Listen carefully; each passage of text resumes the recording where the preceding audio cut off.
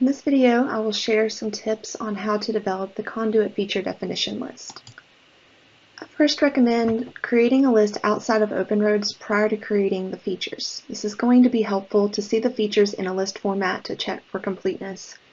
It's also going to help you identify which levels, element templates, and symbologies that you're going to need to create.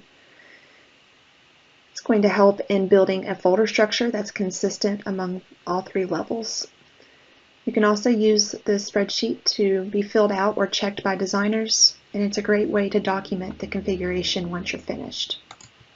So I've created a basic spreadsheet here that lists the features that I plan to create, and I've broken it up into 3 different categories. So I have my feature definition here in the darker gray, and then I have my symbologies in the medium shade of gray, and then the light shade I have all of the element template information.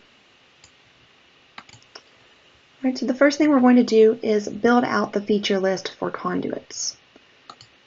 So starting with pipes, you're going to need a separate feature definition for each material and shape combination.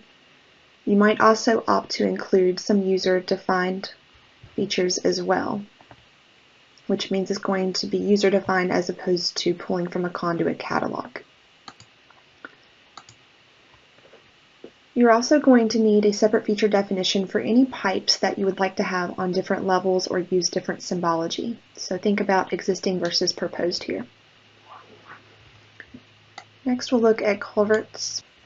The difference between a pipe and a culvert is actually a hydraulic setting. So the symbology and level assignment could be the same for culverts and pipes, assuming you don't need to have them on separate levels. So if this is the case, you could even opt to not even create the culvert feature definitions at all.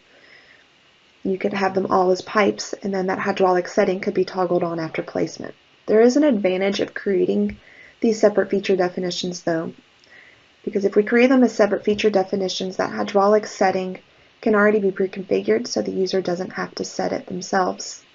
It also allows you to create different symbology for those different features. It's common for agencies to create a gutter feature definition for each gutter type in their library. This isn't really necessary though. Gutters are going to be modeled by the roadway corridor, and here on the drainage and utility side, we're really only using gutters for the purpose of controlling bypass flow. The spread and gutter depth is actually going to be calculated from the gutter properties defined inside of the nodes. So for this reason, you really only need to have 3 gutter feature definitions that I've listed here: from node, start node, and then from model. Now you can additionally have a gutter feature definition for each type of gutter if you want to use this for like pay items. Alright, next we'll look at ditches. Ditch feature definitions can be user-defined or they can use a catalog. If you go with user-defined, then you're going to need to create a feature definition for each shape and material and size. I recommend using the Conduit catalog for ditches, which will mean that you'll only need to create 1 feature per shape and material, and then the sizes can be listed within the catalog. And lastly, I'll talk about channels. Channels aren't going to have their own cross-sectional attributes defined. They'll receive this information from the nodes that they're connected to. So for this reason, we really only need to have 1 for each material that you plan on using.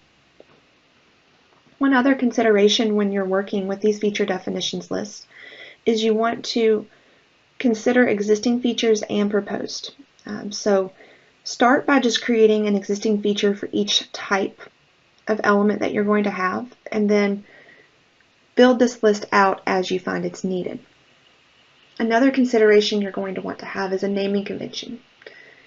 So up front, you're going to want to come up with a naming convention that's consistent all the way through, and then you're going to continue to apply that to your full features list.